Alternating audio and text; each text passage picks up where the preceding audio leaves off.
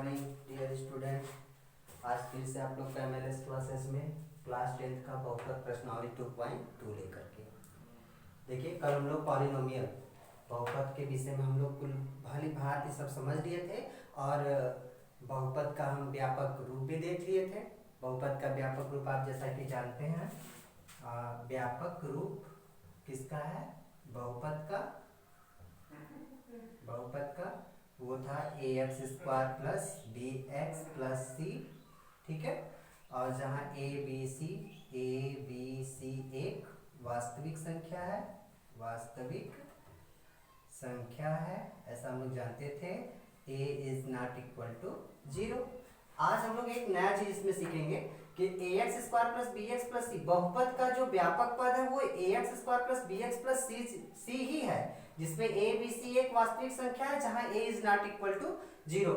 क्यों a is not equal to 0? क्योंकि ये द्विघात बहुपद जिसकी बहुपद की बात करते हैं उसका जो गुणांक है वो 0 नहीं हो सकता। जैसे द्विघात बहुपद हम नोट किए हैं। द्विघात हमको क्योंकि इसमें द्विघात और त्रिघात बहुपद के विषय में ज्यादा पढ़ना है, इसलिए द्विघात बहुपद का हम एक व्यापक रूप लिखे हैं और उसमें a is not equal to 0 लिखे हैं। क्योंकि अगर a 0 हो जाएगा तो ये पूरा 0 हो जाएगा तो ये द्विघात कहाँ रह जाएगा, इसलिए द्विघात है तो a is not equal to 0 रहेगा।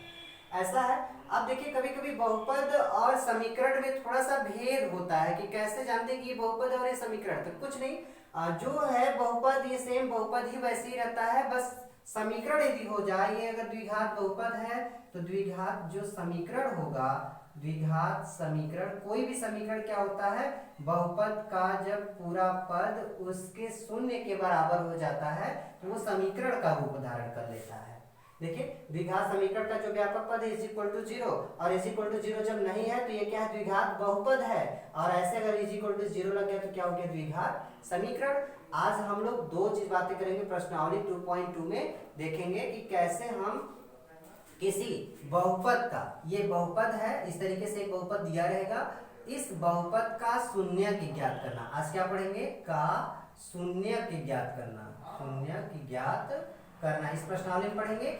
दूसरा पढ़ेंगे जो उसका अगर शून्य, जब ये द्विघात बहुपद पता था तो शून्य कैसे निकाले, और जब हमको शून्य पता हो तो द्विघात बहुपद कैसे निकालेंगे।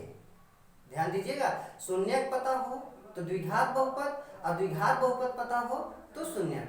आते हैं एक बात, एक व्यापक रूप कुछ फार्मूले के रूप में देख लेते हैं। जैसे माना ये हमारा कोई एक द्विघात बहुपद है ax square plus B X plus C, तो इसका शून्य यदि ज्ञात करना होता है तो सबसे पहले इसको गुणनखंड विधि द्वारा क्या करते हैं, इसके मध्य पद को दो भागों में बांटते हैं। ध्यान दीजिएगा, बांटते हैं। अच्छा, जब इसको दो भागों में बांटेंगे ना तो जो इसका दोनों भाग होगा, दोनों अंक होंगे, जैसे कोई एक उदाहरण ले लेते हैं, x square plus 2x plus 4 ऐसे, तो कहते हैं कि दो को जब दो भागों में बांटते हैं, यहाँ पे सॉरी 4x प्लस 4 ही रहने दें तो ठीक है, तो क्या करते हैं कि 2 दूना का 4, उन्हीं दोनों संख्याओं को आपस में मल्टीप्लाई गुणा करते हैं तो ये पद लाते हैं और फिर बीच में इसको दोनों को जोड़ने पर 4 आता है, तो ऐसा करते हैं। तो इसको दो भागों में बांटना गुणनखंड विधि कहलाता है। और वो जो दोनों मान प्राप्त होंगे ना, वही दोनों को जब रैखिक समीकरण में प्राप्त कर लेंगे तो उसको इज इक्वल टू 0 लेकर के उसके शून्य की ज्ञात कर लेते हैं। तो ऐसा हम लोग पढ़ेंगे। अच्छा, आगे देखते हैं, जो मान लेते हैं कि यही हमारा एक द्विघात बहुपद है, इसके जो शून्यक हैं, इसके दो शून्य क्या क्या मान लेते हैं, एक अल्फा व दूसरा बीटा मान लेते हैं। तो कैसे, ये अगर दोनों शून्यक है तो ठीक है, अब अल्फा और बीटा मान लेते हैं, उसको गुणनखंड करके अल्फा और बीटा का मान निकालेंगे। जब अल्फा और बीटा पता रहेगा तो शून्य कैसे बनाएंगे ये भी देख लेते हैं। तो चलिए उसके लिए व्यापक रूप देते हैं। जब अल्फा द्विघात बहुपद के शून्यक ज्ञात ये कह लेते हैं, अल्फा व बीटा ज्ञात हो तो द्विघात बहुपद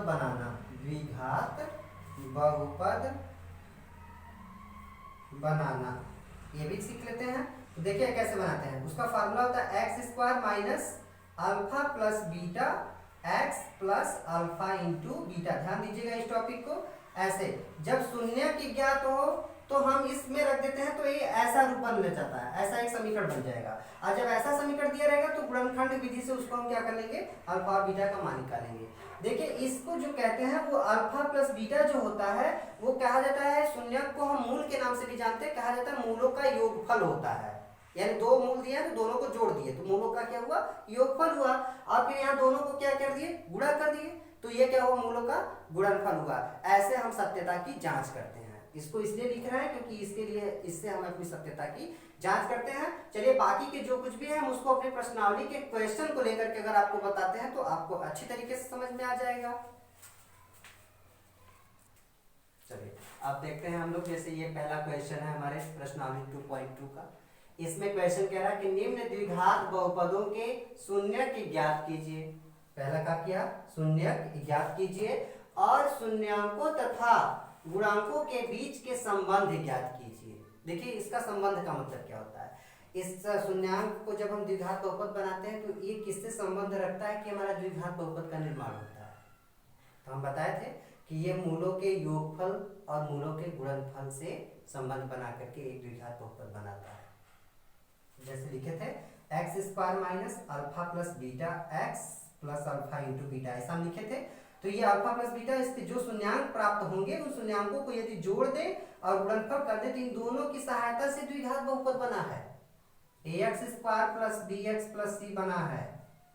जहां ये अल्फा प्लस बीटा है क्या, देखिए अल्फा प्लस बीटा को हम कहते हैं शून्यांकों का योग, शून्यांकों का योग, ठीक है।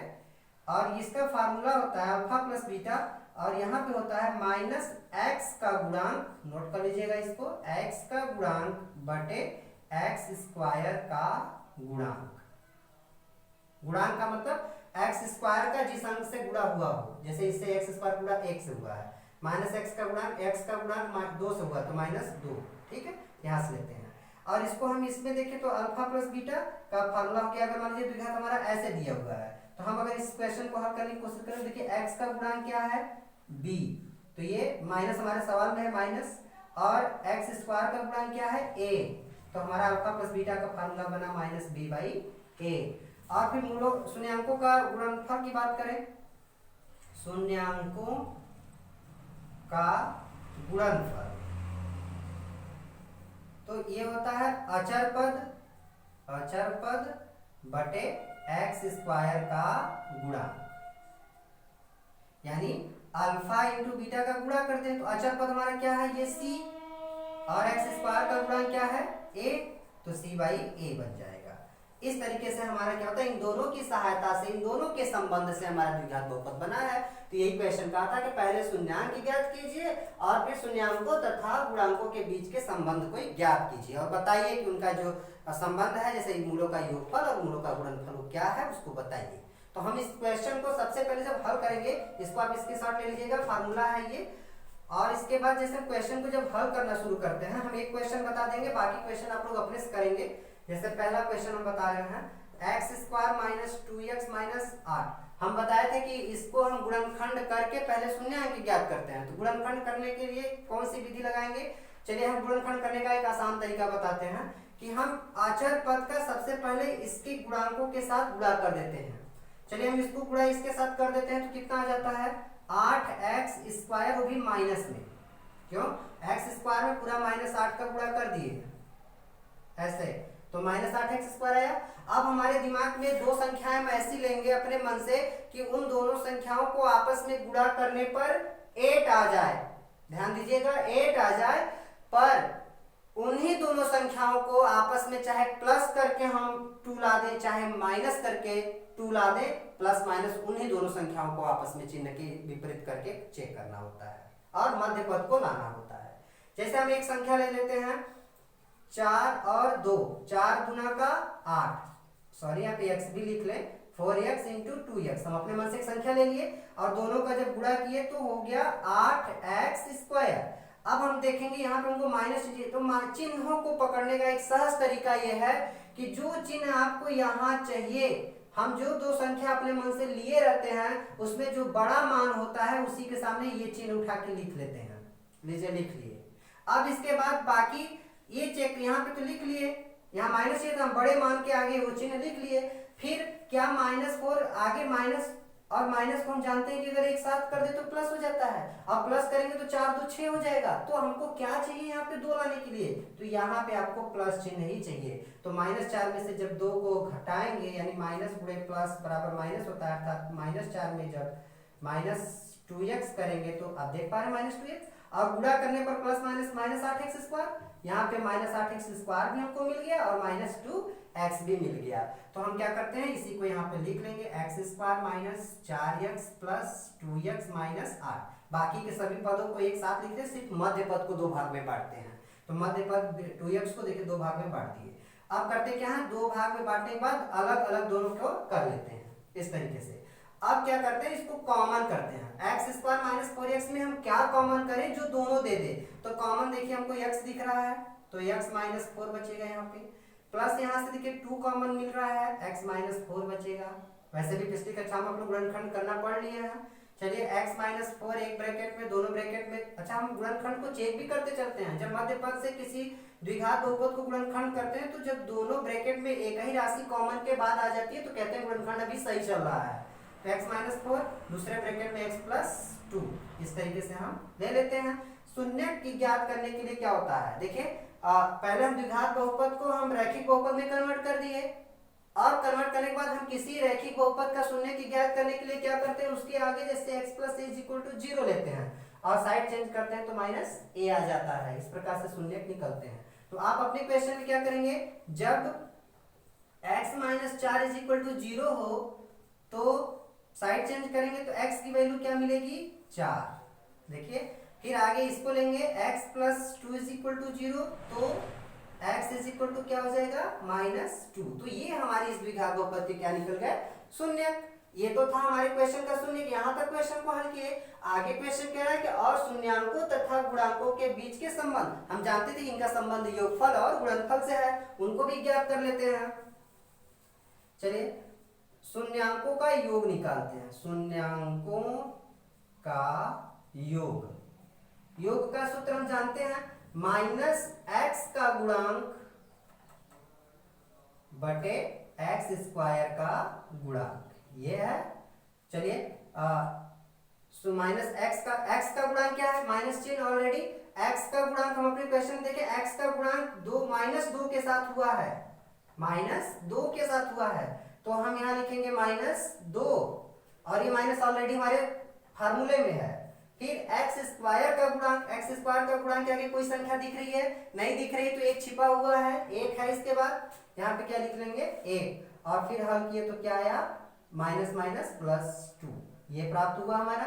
फिर शून्यांकों का गुणनफल, शून्यांकों का गुणनफल क्या है, फार्मूला आप जानते हैं, अचर पद यानी जो कांस्टेंट राशि x जाते 0 का गुणांक होता है, और फिर x² का गुणांक, ये हुआ। और अचर पद हमारा देख पा रहे हैं हम क्या है, -8, और x² का गुणांक क्या है, 1, अर्थात हल करने पर आया -8, ये हो गया। अगर इसी को क्वेश्चन कहता है कि मेरी सत्यता का जांच कीजिए, अगर इस सत्यता की जांच करने, अल्फा प्लस बीटा हम इसलिए लिख ले रहे हैं, माना शून्यांक अल्फा और बीटा है, ये लिख लिए हम, अल्फा इंटू बीटा। और अगर क्वेश्चन कहे कि इसकी सत्यता की जांच कीजिए कि क्या ये क्वेश्चन सही है, तो देखिए हम इन्हीं अल्फा प्लस बीटा और अल्फा इंटू बीटा को लेकर के अगर इस फार्मूले में रख दें यहाँ पे, तो देखेंगे कि जो द्विघात बहुपद प्राप्त होगा वो यही होगा। इसलिए संबंध इसका किससे है, इन दोनों राशियों से है। तो इस प्रकार हम इस क्वेश्चन का गुणनखंड करने के बाद इस तरीके से शून्यांकों का योग और गुणनफल निकाल के उसके संबंध स्थापित करते हैं। संबंध स्थापित के बाद फिर अब हम लोग क्वेश्चन, आगे के क्वेश्चन आप लोग इसी टॉपिक के आधार पर कर सकते हैं। अब हम लोग एक इसी क्वेश्चन का ये ज्ञात करेंगे कि यदि इसके संबंध दिए हो, चलिए ये देखते हैं अब दूसरे प्रश्न में कि इसके संबंध दिए हो तो द्विघात बहुपद को बनाना। चलिए ये देखिए हमारी स्क्रीन पे दूसरा क्वेश्चन है, ठीक है। एक द्विघात बहुपद ज्ञात कीजिए जिसके शून्यांकों के योग तथा गुणनफल क्रमशः दी गई संख्याएं हैं, मतलब दिया हुआ है। क्रमशः संख्याओं का मतलब देखिए इसमें दो संख्याएं दिख रही है कॉमा लगा के ना, जैसे एक क्वेश्चन हम बाहर निकाल लेते हैं 1/4 कॉमा -1, पहले क्वेश्चन को हटा लिए। इसमें देखिए 1/4 कॉमा -1 दो संख्याएं दिख रही, तो जो क्रमशः का मतलब होता है कि जो पहले कहा वो पहला मान, जो दूसरा कहा वो दूसरा मान। ध्यान दीजिएगा, तो आप समझ पा रहे हैं कि जो 1/4 पहला है ना वो शून्यांकों का योग है, शून्यांकों का योग है, ठीक है। ये हो गया 1/4। हम इसको योग को अल्फा प्लस बीटा के रूप में दिखाए थे ना, यदि मूल अलग अलग हो शून्यांक अलग अलग हो तो 1/4 ऐसा दिखा दिए। और फिर शून्यांकों का गुणनफल, शून्यांकों का गुणनफल, ठीक है। अब गुणनफल में हम देख पा रहे हैं दूसरा जो मान होगा -1, अर्थात alpha into beta is equal to -1, ये दिया हुआ है। तो हमको क्या बनाना है, द्विघात बहुपद ज्ञात कीजिए। आइए द्विघात बहुपद देखते हैं क्या है। द्विघात बहुपद हम बताए थे, द्विघात बहुपद बनाने के लिए हम फार्मूला नोट करते हैं, कराए भी थे, x² minus alpha plus beta x plus alpha into beta, ये हमारा द्विघात बहुपद है।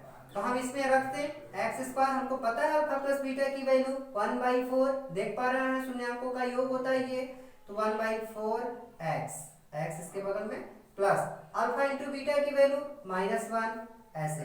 अब इसको थोड़ा सा हल कर लें तो देख पा रहे हैं x² माइनस x/4 और प्लस माइनस -1, और इसमें से इसको और हल करना चाहे तो जो 4 है इसको बाई में दिख रहा है, इसको दोनों पक्षों में इस पद में और इस पद में मल्टीप्लाई कर दे तो हो जाएगा 1/4 4x² माइनस x माइनस 4 एकम 4। इस तरीके से हमारा क्या बन गया, द्विघात बहुपद प्राप्त हो गया, ठीक है। अब आप अगला क्वेश्चन लगाने की कोशिश करें तो √2 को देख रहे हैं, ये शून्यांकों का योग है और ये गुणनफल है, ये शून्यांकों का योग, ये गुणनफल। इस तरीके से आप सारे क्वेश्चन आप इस प्रश्नावली के माध्यम से और इस फार्मूले के माध्यम से द्विघात बहुपद को ज्ञात कर पाएंगे। तो ये बहुत ही आसान था, और ये दोनों पहला क्वेश्चन और दूसरा क्वेश्चन में से एक एक क्वेश्चन बोर्ड परीक्षा के लिए बहुत ही इंपॉर्टेंट है। और कभी कभी तो एक क्वेश्चन ऐसा पूछ देता है कि योग ना दे और फिर केवल मूल दे तो योग ही ज्ञात करना, तो उसको तो हम देख रहे हैं जोड़ के योग निकालेंगे, दोनों मूल को अलग अलग जोड़ देंगे तो निकल जाएगा, गुणा भी कर दे तो गुणनफल निकल जाएगा। तो इस टाइप के भी क्वेश्चन लगाया जाएगा। अभी तक था कि गुणनखंड जिसका हो रहा है उसको मध्य पदों में दो भाग बांट करके हम गुणनखंड कर लिए, फिर योगफल दिया था, गुणनफल दिया था, द्विघात बहुपद बनाना सीख लिए। अब आगे की प्रश्नावली में और कुछ भी बताया जाएगा, इसमें जितने भी क्वेश्चन हम छोड़े हैं प्रश्नावली 2.2 को आप अपने से स्वयं हल करें। जिसको जो भी जहां से भी समस्या समझ में आ रही हो वो वीडियो देखने के तुरंत बाद क्वेश्चन को हल करें, और हल करने के तुरंत पश्चात यदि कोई क्वेश्चन फंस जाते हैं तो कमेंट बॉक्स में तुरंत कमेंट करें हमको, ताकि उस क्वेश्चन को सॉल्यूशन हल करके हम आपको दे सकें, और फिर अपना नोट्स आप अच्छी तरीके से तैयार कर लें। और बाकी आप पढ़ते हैं मेरे वीडियो को और लोगों को पढ़ने के लिए जितना हो सके इसको शेयर, सब्सक्राइब और लाइक कीजिए, ठीक है। अब हम मिलेंगे 2.3 में।